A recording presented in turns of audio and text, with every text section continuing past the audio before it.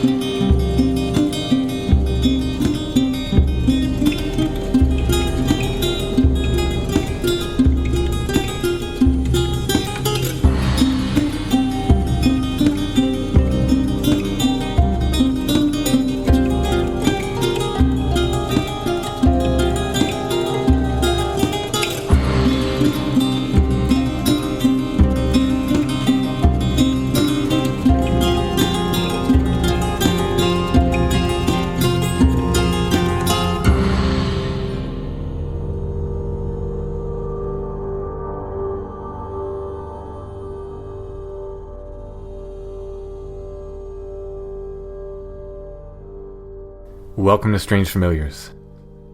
If you've seen a ghost, we want to hear your story. If you've seen Bigfoot, we want to hear your story. If you've seen a UFO, strange lights in the woods, a flannel man, someone dressed in a bunny suit in a weird situation outside of Easter, we want to hear your stories. You can email us, strangefamiliarspodcast@gmail.com. Just a note, please be patient with me with email. I'm a one-man show all the way around. Everything you hear on this show, everything you see representing the show as far as graphics and artwork and the logo, it's done by me. All the editing, it's done by me. And I answer all the email, so it tends to get very, very backed up. Maybe someday I can have an assistant, but for now, it's just me. So please be patient with me. I do try to answer every email. Some do slip through the cracks, and I never mind a reminder on that. If you are not on the Strange Familiars Gathering group, I am making special Albatwitch shirts for this year's Albatwitch Day. It's the same design that I did for the official Albatwitch Day Festival t-shirts, which will be on black. I know not everybody can make it to Albatwitch Day. That's October 12th this year in Columbia, Pennsylvania. If you can't make it and you still want one of my t-shirt designs, get in touch. I'm doing a limited edition on dark brown shirts. You can also get them on black. Those are $17 plus postage. Extended sizes are extra. If you want one of these Albatwitch t-shirts, you'll have to get in touch soon. I need the orders finalized by this Friday, September the 13th, 2019. I'll put a post up on strangefamiliars.com that shows what the t-shirts look like and how to get in touch with me. So we've got 3 stories tonight. We've got 2 Flannel Man stories. One has a black dog in it as well. And then we have a story of a haunted property from Nicaragua. We're going to start off with Dylan, who tells a story of Flannel Man and an accompanying black dog that was seen not just by him, but by multiple members of his family.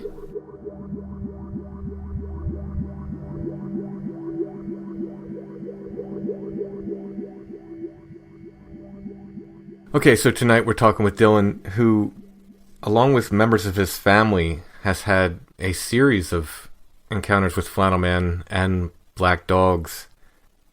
Now, do you or do the members of your family, do you see them at the same time or do you see them separately? No, it's all been separate occasions. Okay. And is this all happening in the same area? Yes. Okay, you can be as general or as specific as you want, but about where in the country is this? We lived right outside of South Chicago, Illinois, right in the suburbs of Burbank. And had this been something that your family was seeing before you ever saw it? Yes. All right, this is very, very interesting. So I guess we'll start with yours. If you want to tell your story and how you saw these 2 different things, and then we can kind of get into what you can tell us about your family as well and their sightings. Well, as far as my family goes, I might have to get back to you. I don't really know much about what my family has seen. For when they do talk about it, they tend to get so emotional that the stories don't go very far in depth. So, well, that's understandable. I'd have to get more information from them, which my mom is very excited to tell her side of the story as well. Oh wow! Well, get the broad from everybody else as well. But I can get back to you on that. Sure. As far as my story goes, it started when I was an infant, actually, which is kind of weird to say that I would actually remember something so young. But we lived at my grandma's house in the suburbs of South Chicago, and from what I remember, it was me and my cousin. We were in our car seats in one of the rooms in the basement, which eventually became one of my rooms as we continued to live there. But so me and her actually have the same exact memory, along with my aunt, Candy. We would be down there sleeping, and we had our baby monitors on, obviously, so they can hear us if we would start crying. So we both remember music playing from the baby monitor. And my Aunt Candy, as well as my other aunt and my mother, would hear this music playing coming from the basement, so they would come check on us.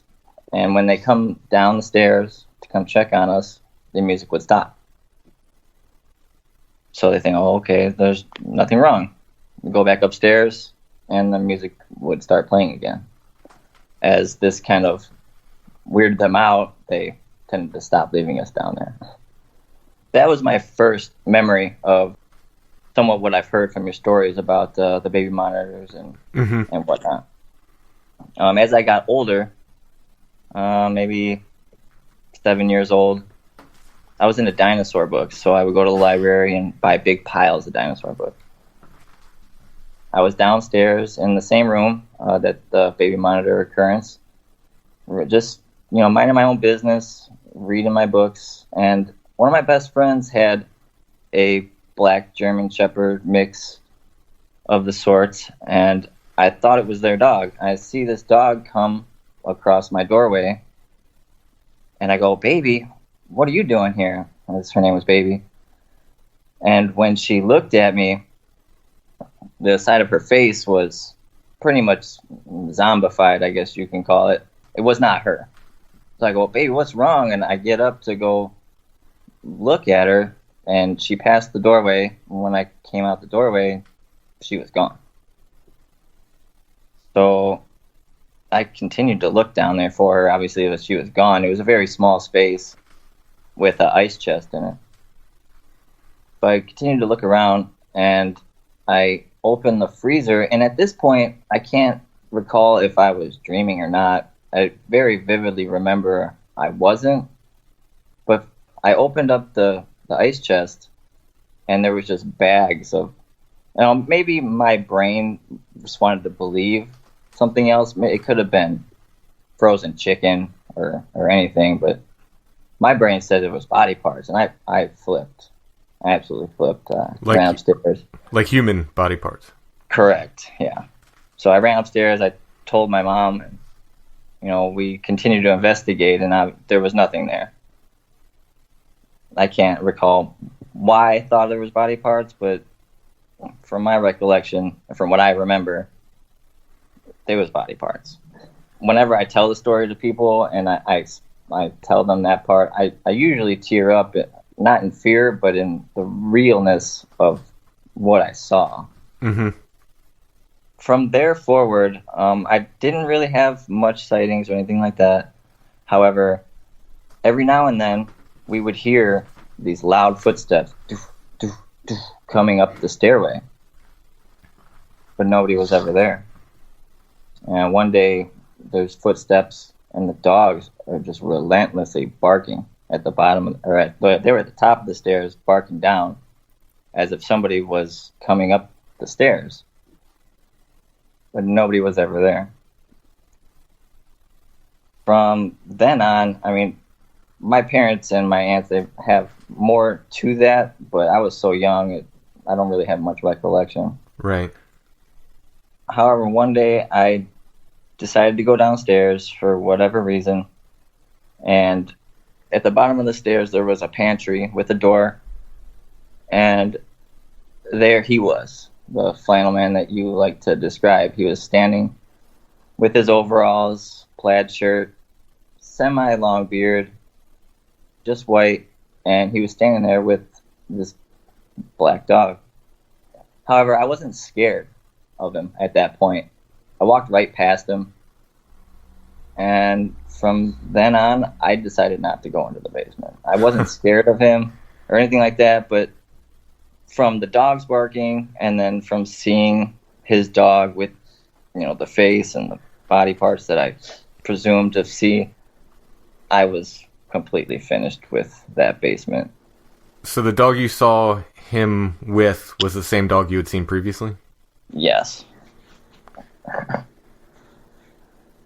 Was there... I know you said it looked zombified in the face, so was it like kind of rotten or something? Like it was kind of rotten away, or...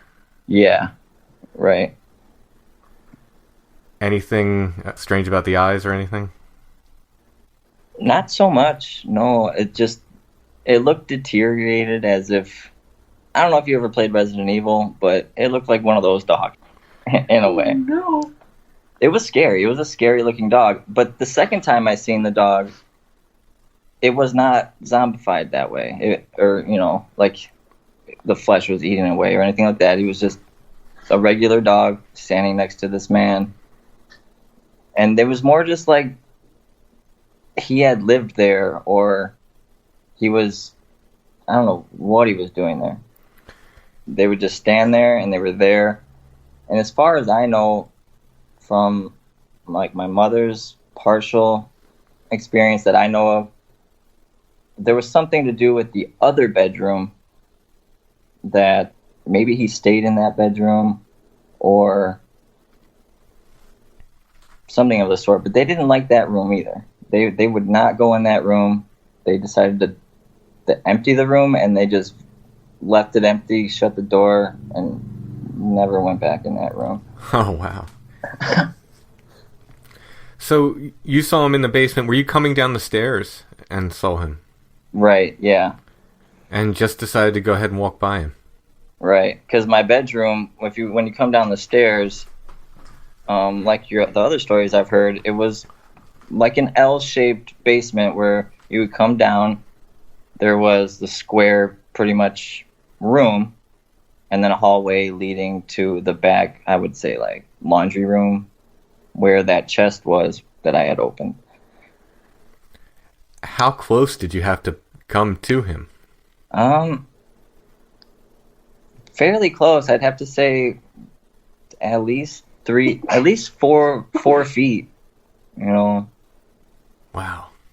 Did it look real? Did it look solid? Like just a regular human at this point? Like, didn't look like an apparition? Yeah, definitely. But he had, like he was faded. Definitely there, but I couldn't see through him. Mm-hmm. Did you notice about how tall he was? I know you were a kid at the time, so everybody looks tall, but could you make a guess? From my imagination, from what I could perceive him as, I'd say he was around 6 foot. He was fairly tall. And the dog was an older dog, not old as in 10 years old, but, a good, like, maybe 5-year-old dog. Black. Black as night. Mm-hmm. So, I know you said you don't have the details of your family's accounts, but they would see the dog and the Flannel Man sometimes together, sometimes separately, or always separately, or... I vaguely remember it was normally together, but I believe it was both, separately and together. And the footsteps they all heard, and I remember being with my parents and my grandmother. Everybody in the house would hear these footsteps coming up the stairs and the dogs barking relentlessly. And my uncle, being, the big macho man, I'm going to go check, and nothing there. So your bedroom was downstairs, yes? Am I? Yeah. So yes. How did you make yourself keep going down there? As a kid, I think I might have had some trouble after seeing especially after seeing the guy and the dog there. I don't know, because for whatever reason, even though the first time I saw the dog, and he was presumably a dead dog walking, I wasn't scared. There was nothing about them that frightened me. I I mean, I guess in a way it made me nervous, but I never felt like they were going to attack me or come at me in Mm-hmm. any kind of way. They were just there, and I was kind of in their space. Mm-hmm. Did they react in any way when you walked past them? They just stared. You know, that their faces definitely followed me because I couldn't take my eyes off of them. Obviously, I didn't want my back turned to them. But yeah, and like your other stories that I've heard, you know, we had the chain link fences about, you know, 5 feet high, a big gate, locked doors, and the dogs. So if anybody was coming in and out, obviously somebody would have known or seen, for that matter. Somebody was always home at that point in my life Mm-hmm. because we were children. But yeah, it's just so relatable that it's so creepy to me. It's amazing to me. First of all these accounts in general, but that Flannel Man with the black dog is incredible. So all of your family's encounters are centered around this house, this one property. Yes. Because we all lived there together at one point. But once we moved, I never had another encounter with him. It was only at that house. Yeah, that's very interesting.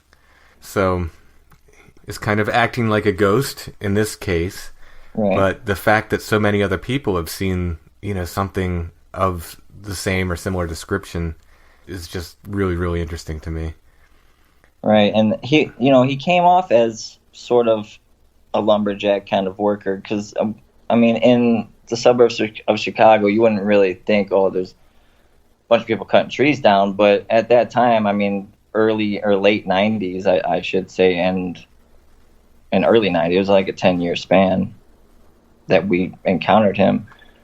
There were people cutting trees down in that area, so I don't know if it could have been somebody living there and it was a ghost, or maybe just there is a flannel man out there wandering around. Yeah, and like one of these, whatever they are, I don't know if they're watchers or Right. what their purpose is. Man, those are awesome stories. If you can get your family stories, or if any of them want to come on and tell their stories, you know, the invitation's open. Oh yeah, absolutely. I already gave my mother your information. I'm hoping she'll contact you. If not, I will definitely return to you with more from what she knows. My older brother has quite a vivid memory of it as well. That every time we would talk about this at like family dinners, holidays when we would get together, we would all literally start tearing and like Wow. kind of get goosebumps by how real it was and how we all saw the same exact thing. And Wow. That is incredible. Do you remember anything about the music you said was playing? Do you remember anything at all about it? it would change, actually, now that I think it was like classical rock, softer music, not very loud or disturbing music to where, I mean, we were babies. Mm-hmm. So it wasn't anything that made us cry. We just heard it, and it didn't really affect us, but it came through the monitor, and our parents were able to hear it. And your cousin has the same memory. Correct, yes. Yeah, so you were roughly the same age? Yeah. Wow. Yeah, I don't know. That's the problem with all this stuff. I don't have any real answers for anybody, but Yeah. I love these stories. It's really incredible. Yeah, and I can't wait to get more out of this for you, because it really touches us when we talk about it, and it all kind of comes together. Yeah, that's really, really amazing. I'll definitely look forward to that. Dylan, thanks for sharing your story. Absolutely, and I'll talk to you soon.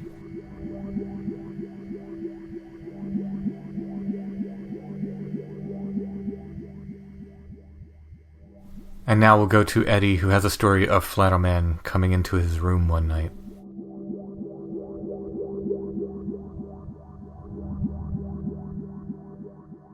Tonight we are talking with Eddie, who has a Flannel Man story for us. Go ahead and walk us into it. What'd you see? All right. Well, I didn't really prepare this or anything, and I've never done an interview, so I'm just gonna recall to the best of my ability. Sure. Yeah. So basically, the way that it started out was, I lived in an old apartment building. It was a 3-story apartment building growing up. I was living with my grandparents at the time, and the way that my room was set up, if you entered the room, you know, it kind of squeaked. You'd hear the floor kind of, Mm-hmm. you know, because it was an old home. There was different kind of spots on the floor, you know, that would creak like that. So hearing that noise, I knew that, you know, that meant somebody was standing in my doorway. So I always had like a fear when I was laying in bed of like facing against the wall and kind of looking away from the doorway. But, you know, a lot of times when you shift your body over, you start to feel more comfortable. So, you know, most of the time I would give in to that urge anyway, and I'd roll over and face the wall. So this particular night, I rolled over and I faced the wall. I was laying there for quite a while trying to fall asleep. And then suddenly I heard that trademark creak on the floor.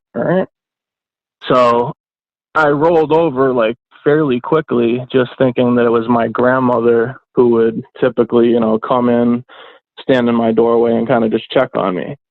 But as I rolled over, you know, what I saw instantly just did not seem like it was my grandmother. Like it wasn't like 100% where I was like, oh my God, that's not my grandmother. But I was kind of 50-50, like, what is that? And it wasn't reacting the way that my grandma did. And the more I looked at it, the more it just seemed to really put like a lot of fear into me. And, you know, I can't 100% make out like everything about it, but I remember the legs were like a darker color. Like it seemed like they had like dark pants on or something, maybe some boots.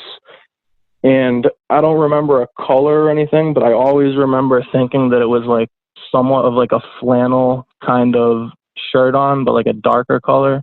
Mm-hmm. I don't even know if it was flannel or whatnot, but, you know, and I couldn't really see the face. It was kind of just starting at the head. It was very dark, and then it got lighter as you went down to the feet, but it was still very dark. And when I rolled over and saw it, I basically just froze. Like I was in complete fear. You know, it was similar to sleep paralysis, but, you know, it didn't feel like sleep paralysis. It wasn't like I couldn't move. Although at the moment I wasn't trying to, I was just trying to stay as still as possible. You know, I'm just sitting there looking at it like, you know, what is going on? And at this point, I'm just completely terrified. At this point, I'm like, that's not my grandmother.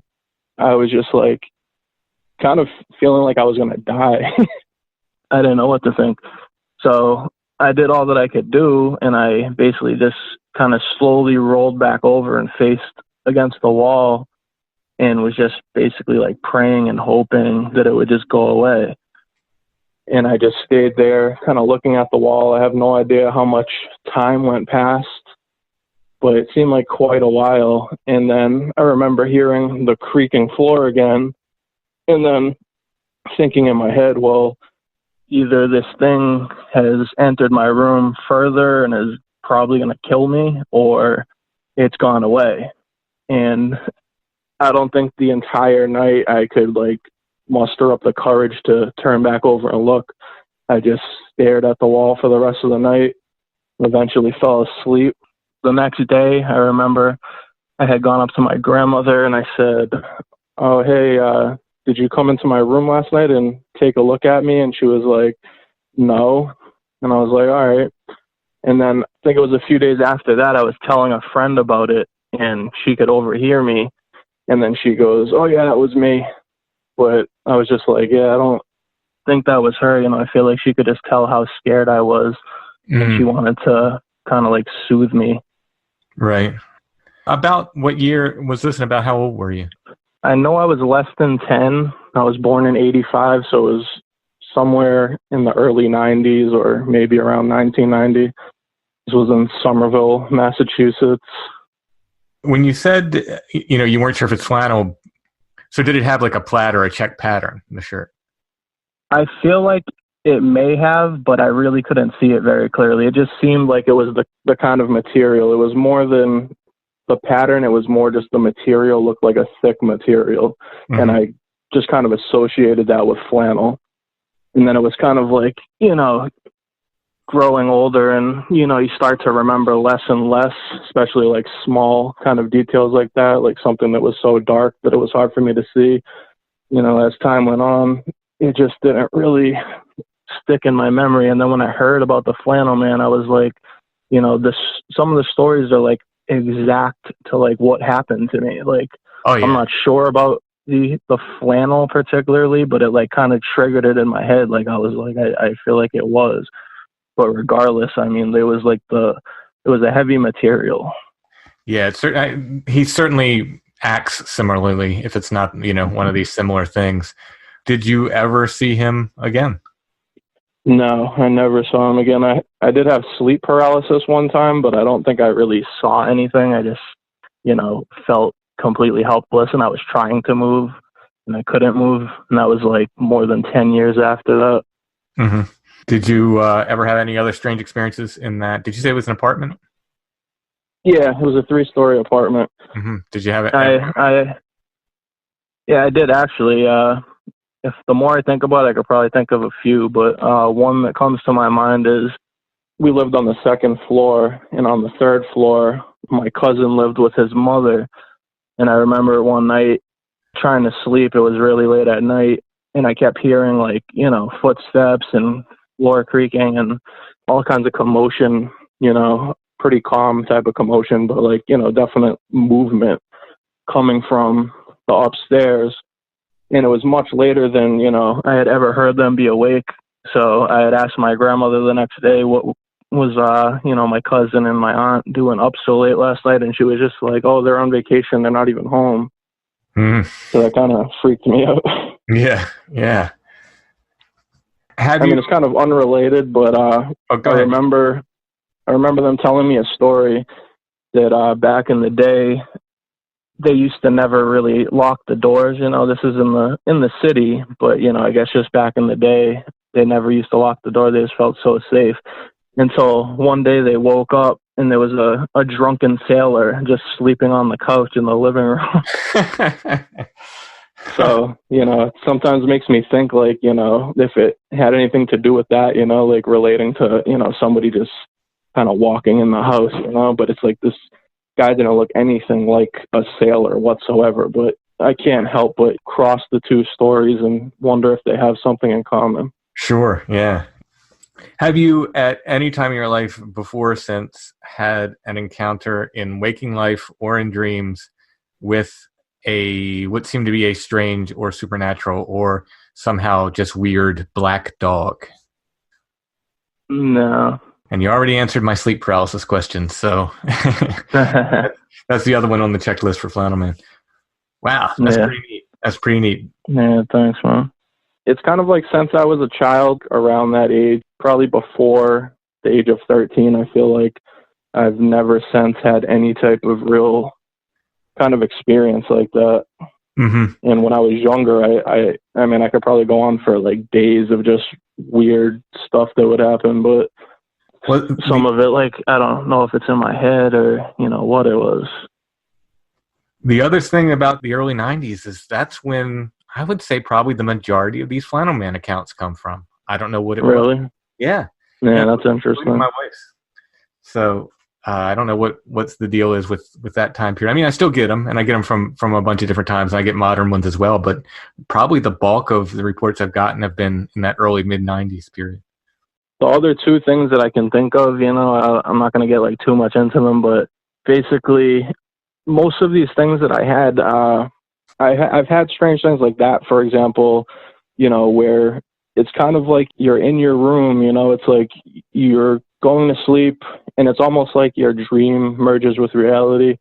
And, it's like I see my room exactly how it is. It's not like a dream room where it's like slightly bigger or slightly different. It's like the type of thing where everything is exactly the way that it really is in reality. But, yet I'm seeing these crazy things that I know can't really be there. Like one of them was just like I saw like a worm like move really fast under my bed and, there was nothing there. One night I had seen the shadows of some of my action figures kind of like marching against the wall with candlelight. And it was just like, you know, I feel like I know they were dreams, but it was my room. Like, there was nothing different about my room. So it's like, I don't know if I woke up and was like in a half dream state and was like seeing what I'm seeing, but hallucinating at the same time. But the majority of stuff was all in that room. Yeah, and I mean, who knows if it's tied to this guy or not, or if it was just a completely separate event. Yeah. Yeah.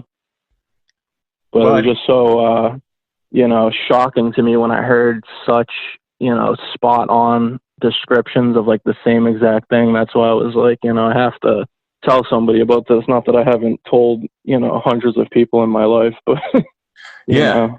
Well, hey, I'm so glad for the accounts. Like I said, I'm trying to collect them all. I guess Flannel Man's my Pokemon. It's awesome to hear all these different ones. I mean, some of them are more dramatic than others, but they all have so much in common that it just makes me think. Like I said, I don't think it's the same guy, but whoever these things are, these entities, that they seem to follow a certain pattern. Thank you so much for sharing your story. Oh, my pleasure, man. Thank you.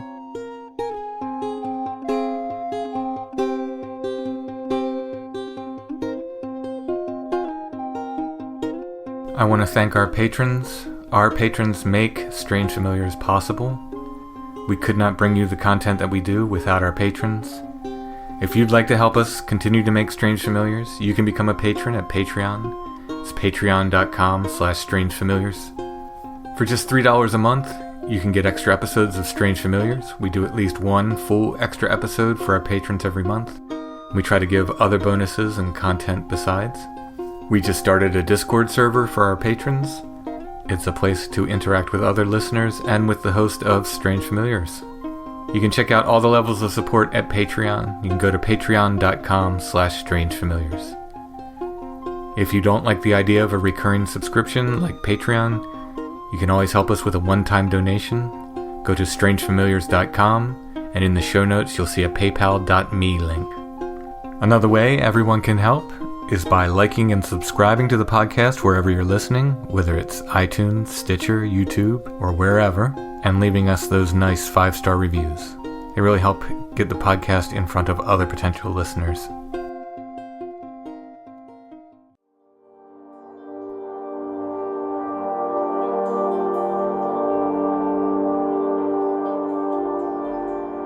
And now we're going to talk with Christian, who tells a story of a haunted house in Nicaragua. It's a very interesting property with a very interesting history. And then we get into some Nicaraguan folklore as well.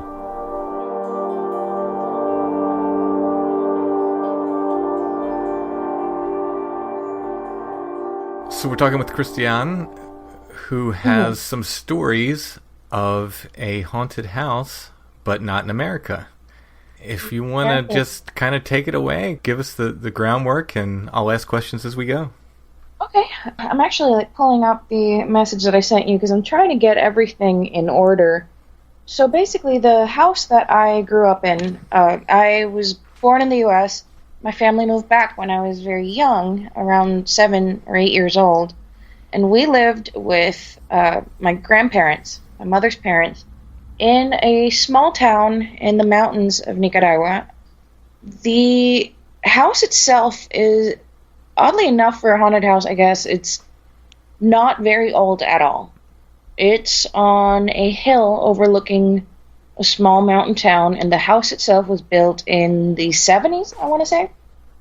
So that's relevant. The house was taken over twice. Without going into, I guess, a history lesson about Nicaragua, there was a war, there was a revolution in the 80s, and a long period of violence before that. Basically, there was a U.S.-backed dictatorship, the Somoza dynasty, and the FSLN, also, y'all would know them as Sandinistas. They overthrew it, and the little town where my mom's family is from saw a lot of violence in the 70s and 80s. So the house was taken over once by the National Guard, which was the dictatorship's army. And after that, after the revolution, it was taken over by the Sandinistas, because it's strategically a really good place. Like, it's on a mountain that overlooks the town, and you can see very, very clearly into the whole town.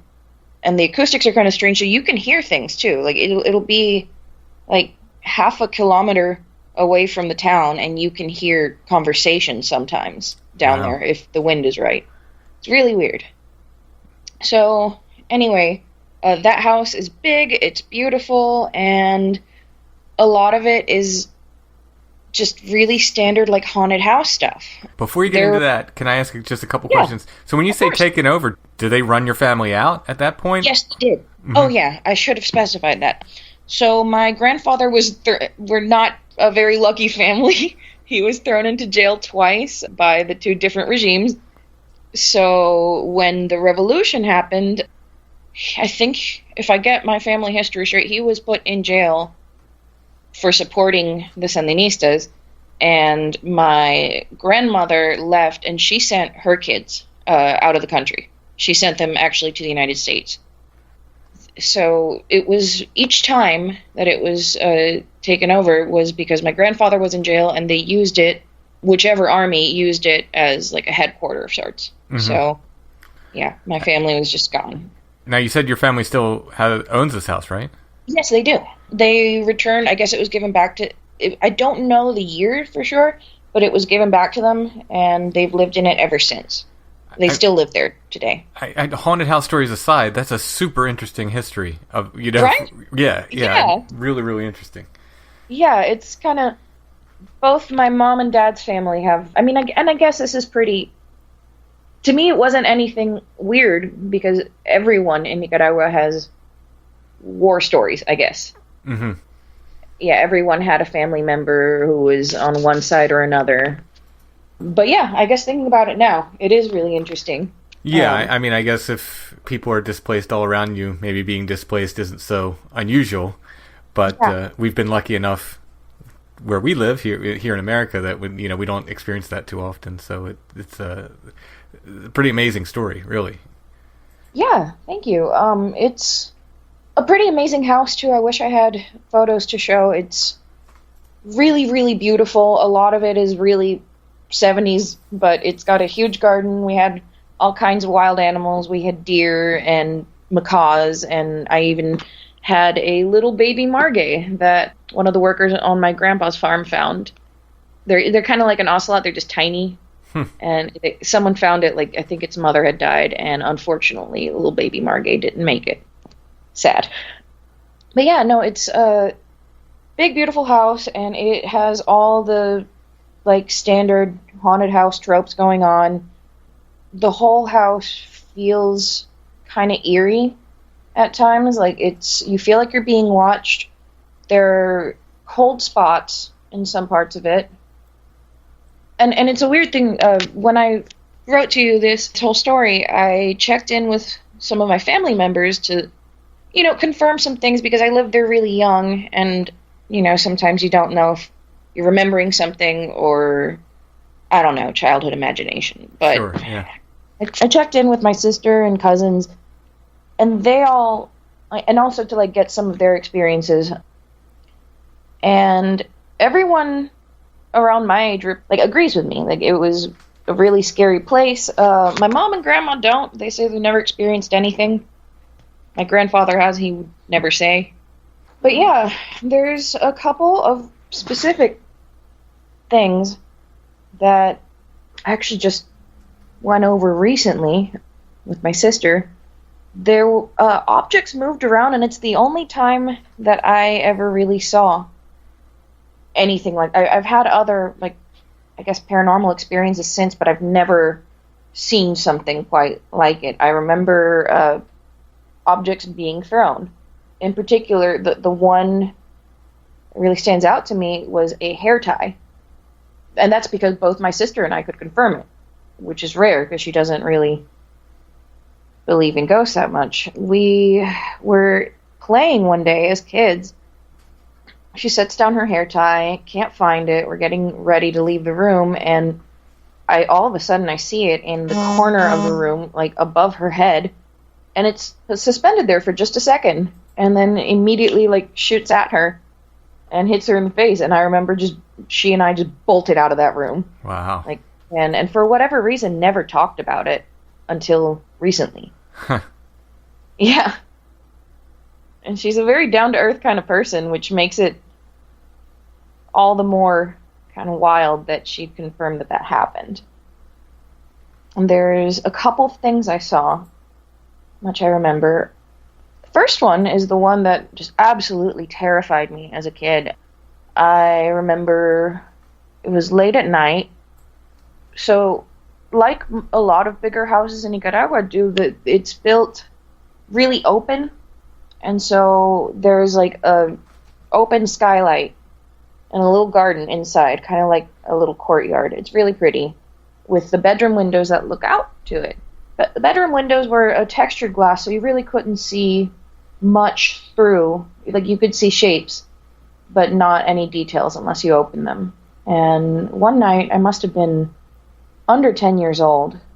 I was unable to sleep for whatever reason, and you start getting that eerie feeling of being watched. And in my head, I think I like bolted and ran to my mom's room just because the feeling was so bad. Just paralyzing fear where you can't really do anything. And I want to say that I managed to like get up and run to my mom's room, but my sister says that I never did. I remember feeling that and looking outside, like what I could see of the corridor outside my bedroom, and it was pitch dark. It was the middle of the night, all the lights were off, so I don't know what I was expecting to see. And then I saw a humanoid shape that's, because I couldn't really see details through that, I just know that it was about the same size and shape of a person, but it must have been really light colored or emitting some kind of light in order for me to have noticed it in the dark. And it walked or moved. I don't even remember really how it was moving, but moved past me, past the bedroom, turned a corner, and then I couldn't see it anymore. And I'm laying there in bed, like terrified, trying to figure out what I just saw, and trying to calm myself down, thinking, well, whatever it is, it's over, it's gone. And that's when I hear the sound of someone sweeping their hands against the iron bars of the window. Oh. Almost like it was messing with me, yeah. It's like just repeating to myself, like, it's gone, it's fine. And then that sound, and it's loud, and I wonder how no one else woke up. The iron bars were outside. On the window, yeah. Mm-hmm. Yeah. So that was rough. And I remember trying to wake up my sister, and she wouldn't wake up. Mm-hmm. Which I think that scared me more than anything. I mean, that's a thing. That's happened to people in UFO sightings and Bigfoot sightings and ghost stuff too. Yeah. I didn't know that was a common thing until I started a couple years ago when I started listening to podcasts like yours and hearing just eyewitness accounts. Yeah. I mean, it's almost like, in a way, like this experience is for you, for whatever reason, bad or good. It's like, this is for you. This isn't for them. So it's, yeah. That does not make me comfortable. It's really, thinking about it having like a human-like intelligence is really unnerving. Oh, yeah. So when you heard the sound at the window, did you look, or did you just not even look? You just heard the sound and I'm not looking. I just heard it, and I think I closed my eyes, but honestly, even if I didn't really see anything. Again, it was dark, and the window is, the glass was textured, so you couldn't really distinguish detail, but because it was dark, I would have, if it had come back around, I would have seen it. Like, I would have had to have seen it. Mm-hmm. And that was unnerving, but even more so. So we had maids who worked there who cleaned the house.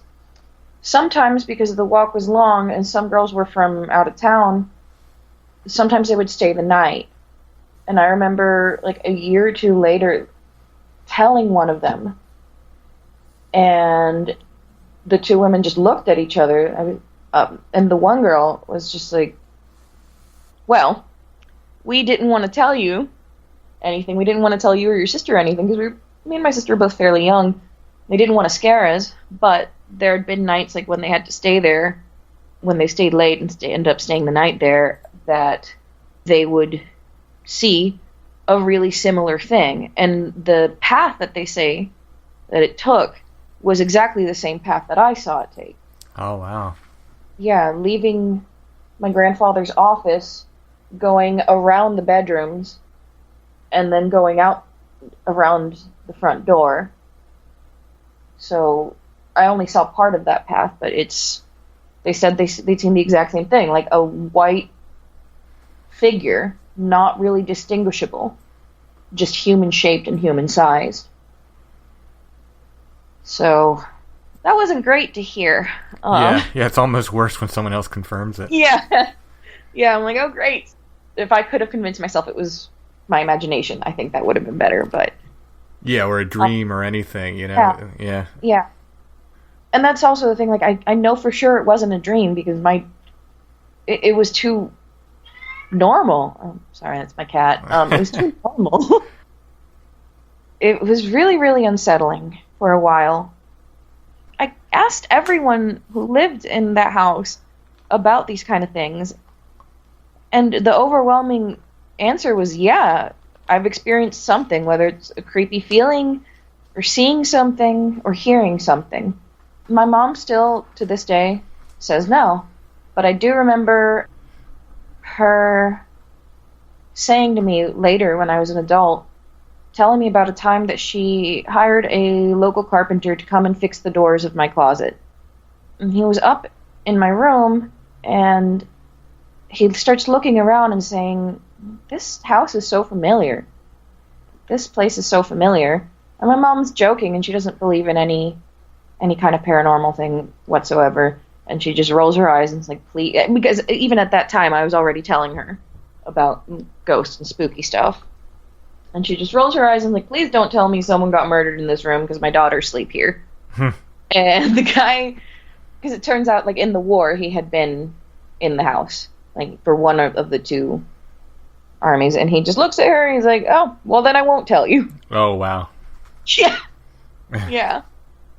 So there was that. So it was after that period, after the war, that you would have seen what you saw then? Yes. Okay. The war was in the late 70s and 80s. And I lived in that house late 90s, early 2000s. Okay. So there was that. I would love to know more about the history of it, about what exactly happened there when it was taken over. But that's not a subject that my grandparents really ever want to talk about. And I understand. Oh, yeah, yeah. Yeah. I remember seeing a man, like a whole person. Like, I didn't even think twice about it. Because my grandfather was always doing, like, little repairs and projects, and he always had people he worked with. And I remember just minding, like, in broad daylight, just seeing a man, and then turning around and him being gone. Which I had actually completely forgotten that one until I talked to my sister about it. For whatever reason, that one didn't scare me nearly as much as the thing I saw in the window, but also really unsettling. My cousins actually saw a pretty weird one in broad daylight in their house right next door. They said that they saw a man, but pitch black, not a black person, just completely devoid of light. Like, no color, no discernible details, just a man-shaped thing that was darker than anything else around that they'd ever seen. Yeah, now I've heard that description before too, like, you know, several times on the podcast from... Really? Yeah, oh yeah, I've heard Bigfoot described that way. People have seen Bigfoot, they said it was blacker than black, and then other people have seen different entities at night that were, darker than the night around them and so forth. Yeah. But yeah, it's very, very similar description. Yeah, that's one I never saw, but they saw that in broad daylight, early in the morning at like 7, out through their window, and it didn't seem to notice them. It just kept on walking. The whole entire man, like, that just wasn't there right after. That was strange. So, and then there's another one that's kind of interesting, which is, I think, what I had written to you about was my friend Juan. The story that he told me. Juan Carlos was from the same little town that I'm from, and we met completely unrelated. We met when we were both adults in the capital. Like, I was living with my family in the capital city at that time. And we became friends, and, over the course of the years, you just talk about it sometimes. I talked about the house I grew up in being haunted, and we talked about the town that we're from. And one night, I remember, I think we were just hanging out, like, probably having a beer or something, and he just looks at me, and he's like, "Hey, remember you telling me about the house you grew up in being haunted?" And we're like, "Yeah." "Well, I think my family has something to do with it. I'm sorry." And that's a really weird thing to hear. Yeah, right? Yeah, so I finally got the whole story out of him. And basically, let me see if I can get this straight. What he told me was secondhand. This is what he heard from his uncle. So this is his uncle back in the 80s had been living outside of the country, and he finally came home, and he came home in the middle of the revolution, basically. So this was late 70s or early 80s. Juan's uncle just comes home to his, town in shambles, and people, like, just things getting really violent. And the house that my grandparents lived in at that time was taken over by the National Guard, so Mossa's army. And what Juan told me was that at that point, they had put snipers on the balcony, on the little terrace balcony that overlooks the city, which, as I've said before, is just offers a really, really clear view of everything. So it would be the ideal place to put snipers. It doesn't surprise me. And Somoza's National Guard was famous for cruelty. They murdered civilians indiscriminately. Somoza firebombed his own citizens in the capital. They killed civilians without reason, forced disappearances. So apparently they were just shooting at people. They were just shooting at civilians or whoever from the balcony of my grandparents' house. And when Juan's uncle came back, either his friends or people in the town or someone asked him if he could handle that. Because they knew, from what I understand, Juan's uncle was a really good shot, and he had hunted a lot before. So, the story I was told was that Juan's uncle took his rifle and he went and hid in somewhere for a long time, for almost a whole day, on the hillside. And what Juan told me is that at some point, when his uncle thought it was safe, he just shot, and he took out all the snipers. Wow. Yeah. So I can't confirm that. I really would like to. But, yeah. Yeah, if we talk about, hauntings occurring in liminal spaces, I mean, that house seems to be this sort of eye of the hurricane kind of for change and turmoil, Yeah. It's changed hands a bunch of times. Your family is in and out of it. These other groups are in and out of it. People may or may not have been killed, both in that case, and if the handyman was right, maybe inside as well. I hate to say this because it's still, I haven't been back for years, but it still makes me uncomfortable to think about it.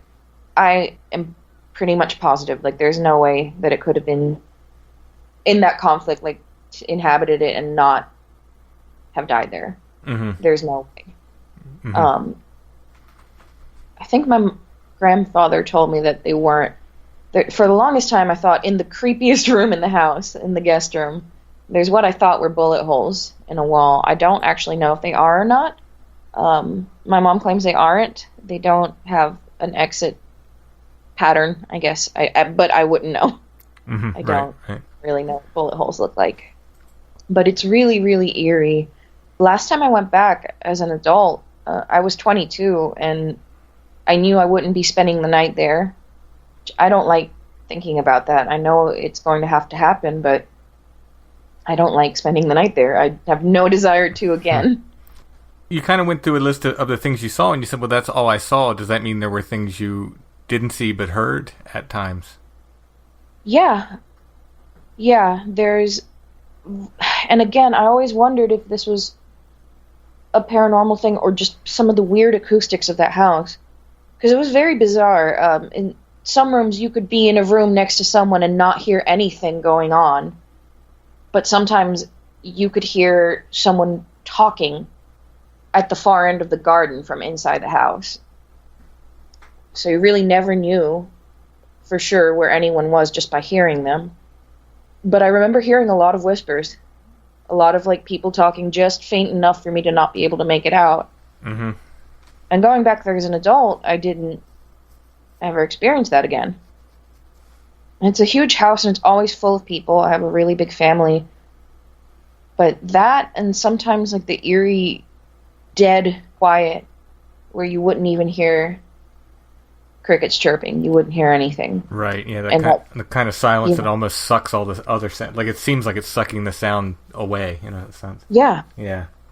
Yeah, that would happen, and that would happen at, like, for brief periods of time. Like, it would start and then end.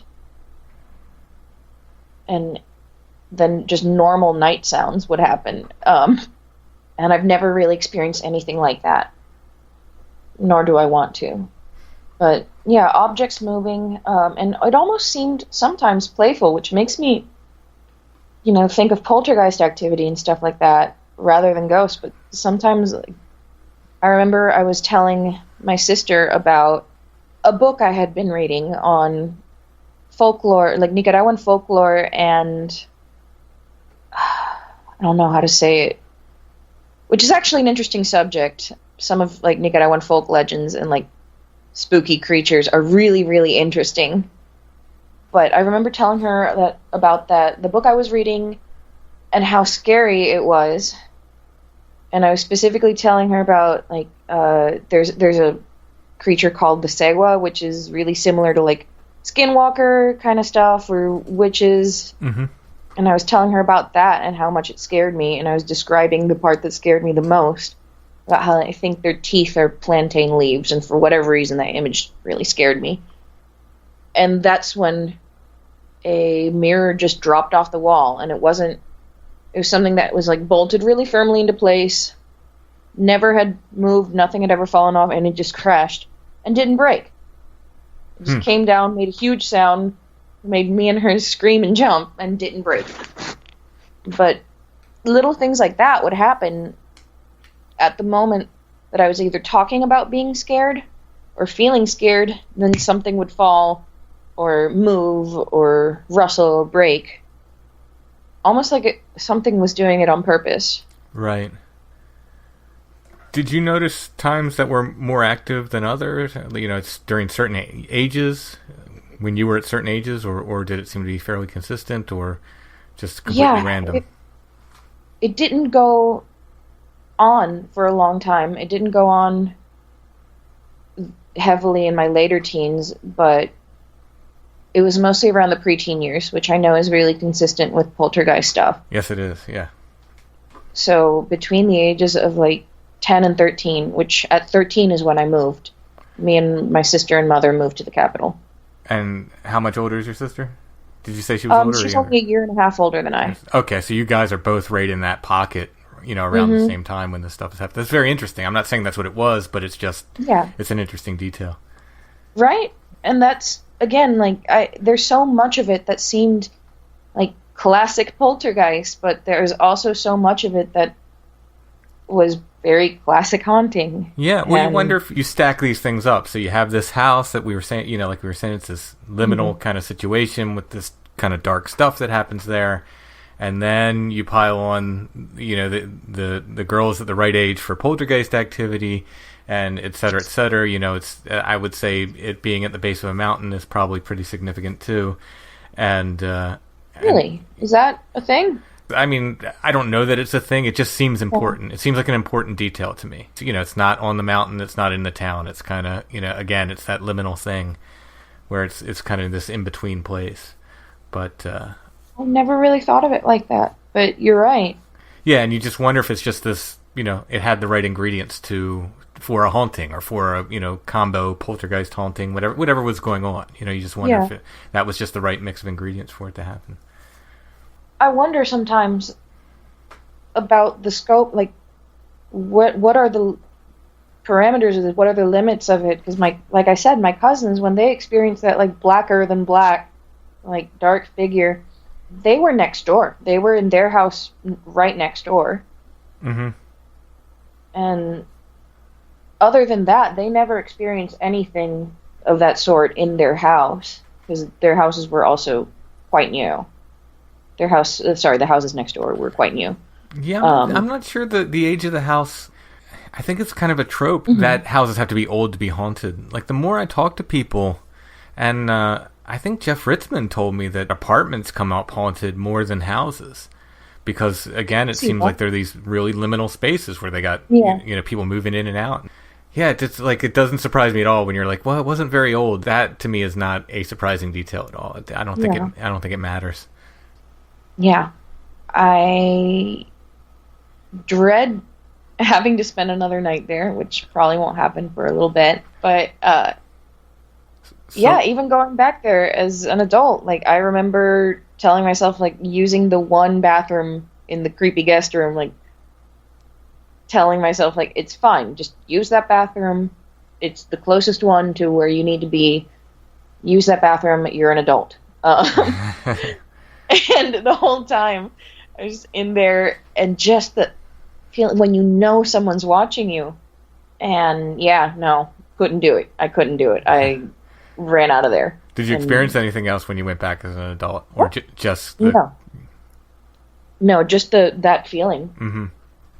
I really, really would like to know other people's experiences since, but like I said, like, my grandparents don't really talk about it. They're also really religious, and that was kind of off limits to them. Yeah. Well, Christiane, thank you so much for sharing your stories. Of course. Very, very interesting. Very, very interesting. When we get some international stories here and there, it's just like I feel like it peppers the show with a little different flavors. Very nice. Very nice. Yeah. So you told us about the one creature from Nicaraguan folklore. You got any more you can tell us about? Maybe one more? Yeah.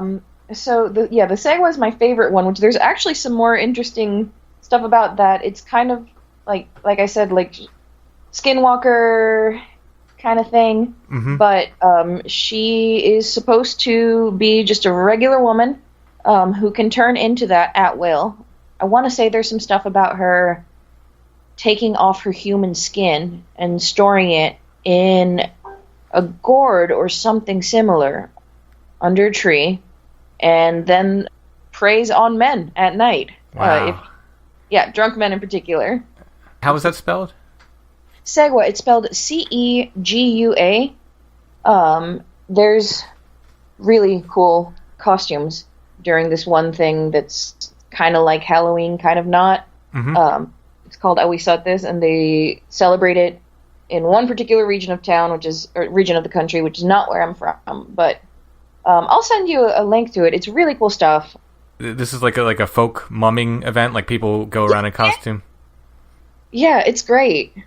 People do really, really cool costumes of it. Is it associated with a particular saint or something like that? Or I don't remember. I'll have to look it up, but I know it is kind of like a syncretic thing. I know it had its origins because it's in a native community, and I know it had its origins in, something pre-Columbian, something Nahuatl, and it was, I guess, made a religious thing at Right. some point. Right, yeah. Like stuff was.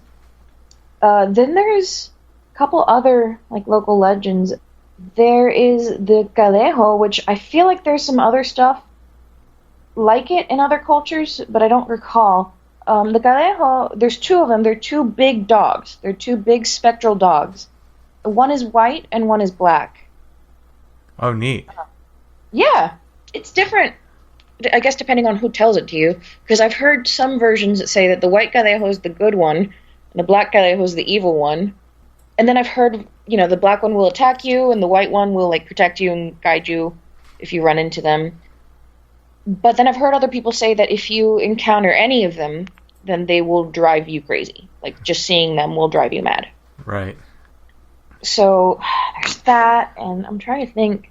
There's the Carreta Nagua, which is a pretty cool one. It's not much about it that I can remember, but the Carreta Nagua is a weird, like, ghostly cart. It is an ox-drawn cart, and the oxen are skeletons, and I think the man who drives it is also a skeleton, and it's also one of those things where you hear different things about what happens if you see it, but a lot of them end up in madness or death or stuff like that. Yeah, well, that's this kind of folklore all over the world. If you see it, oftentimes it's it's a harbinger of some sort of misfortune or doom. Yeah, I never hear anything good about it. But no, those are so neat. The image of the skeletal ox is very, very powerful. That's very, very interesting. It's great. There's the book I had as a kid. Like any like artistic depictions of it have been just it sticks with you. It's a powerful image. Mm-hmm. Is folklore pretty strong there? Is it still pretty close to the surface? It absolutely is. There's like so many traditions that even people like my family who are super religious and don't like to participate in, just participate in. I remember there's some kind of, I guess me now would call it an incantation, but it's not. No one really thinks of it that way. That my grandma would repeat every time she saw a snake. She's terrified of them. Stuff like that, or people take evil eye pretty seriously. Mm-hmm. Not everyone, but a lot of people do. It's very, very, like you said, close to the surface still. It's such a part of these different cultures, and as much as it seems like different, the thing that excites me is it's so much the same. The black dog comes up everywhere. Mm-hmm. I'm not sure that I know of tales of the black dog with the white dog. That's a cool little addition. But obviously the black dog folklore is everywhere. We have similar things. I'm sure there's a big hairy monster down there as well, of some sort. Yeah, there actually is. That you don't hear that much about, but it's called monomiko, which I don't know exactly what that means. But yeah, big supernatural kind of monkey. Mm-hmm. There you go. Yeah, that's awesome. Thanks so much for sharing that. Christiane had no idea I was going to ask her about folklore, so I really put her on the spot with that. So you did wonderfully. I wish I were a little bit more prepared because it is really, really cool. Nicaraguan folklore is wonderful. Well, maybe we can have you back and talk about it some more at some point. Sure, yeah, I'd love that. That'd be awesome. Well, thanks for sharing your stories tonight. Of course, I appreciate the interview. I'm a big fan of the podcast and your music. Oh, thanks so much. Thank you.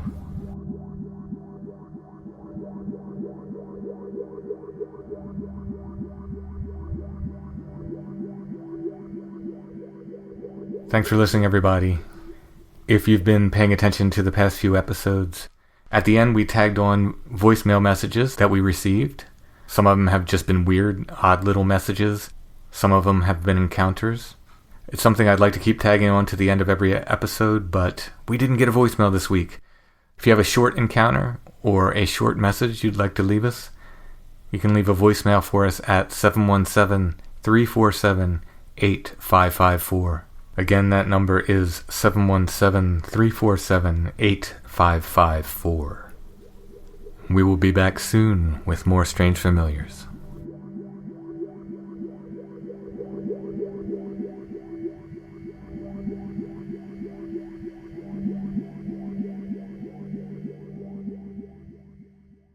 Conspiranormal Podcast proudly presents the Strange Realities Conference. Strange Realities. Come join us us for one day of presentations on the paranormal with live music at night featuring Tim Banal, The Rise and Fall of the Flat Earth Theory, Joshua Cutchin, Alien Hybrid Lore, Joe Damari, Pushing the Limits of Reality, Guy Malone, Roswell 1947, What Really Happened, Timothy Renner, Pennsylvania Wildman, and added to the lineup, Mark Anthony Wyatt, Cornish Legends and UFO Sightings, Zach Hunt. presentation of his book Unraptured, Followed by a live recording of the Conspiranormal podcast. More speakers and music acts to be announced. October 19, 2019, SIR Nashville. Tickets and info at www.strangerealitiesconference.com. $40 at the door, $30 pre-sale.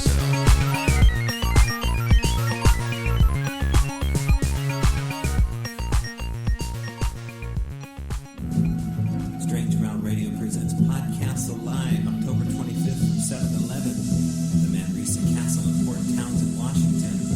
Live in the castle, legendary Bigfooter Ron Moorhead talking about not only Bigfoot but its hauntings and Baraka skulls. Psychic medium and consultant for the LAPD, Sarah Nash, and the cloaking video director, filmer Barb Shute, Point Studio. Go to manresacastle.com or Strange Amount Radio on all your social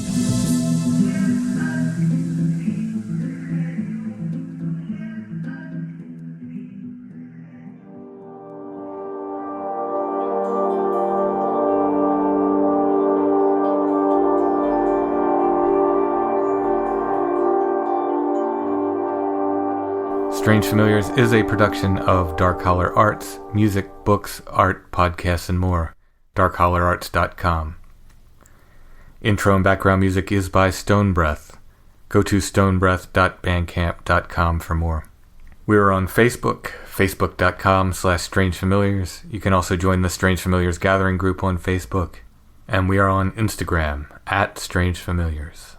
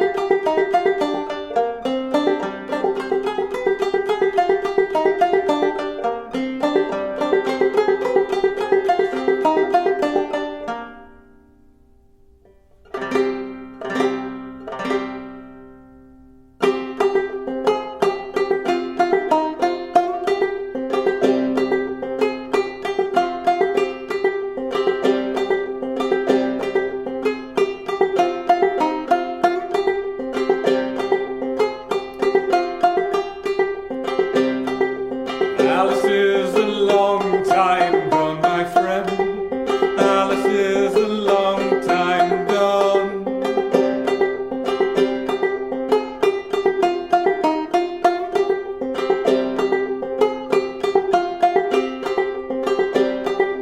Alice is very far away, brother, and Alice is a long time gone.